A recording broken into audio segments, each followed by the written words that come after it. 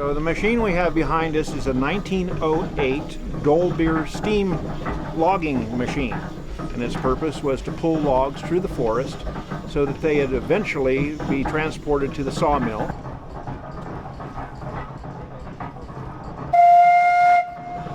So this steam engine operates essentially by a wood fire boiling a steep kettle full of water, creating steam.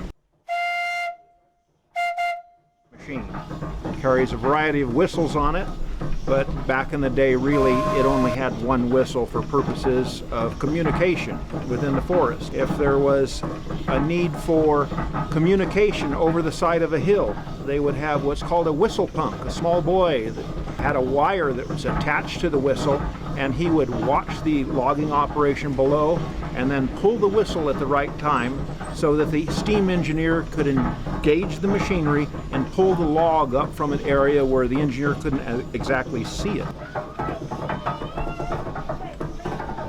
What we will be doing is a demonstration of how this machine actually moved logs through the forest. Essentially, the loggers would drop the trees and this machine would roll the logs into two-pole chutes, which is basically a road through the woods.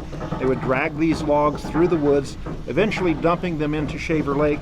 It would be gathered up by the steamboat, the Michigan, transported over to the sawmill. The sawmill would then cut them into boards. The boards would then be dried, and after a period of time, when they had sufficient buoyancy, they would kick them into the flume. And then the flume was 42 miles long and would reach Clovis 6.5 hours later. So at the turn of the century, this was the latest and greatest technology. And so for 108 years old, it's a pretty fascinating machine.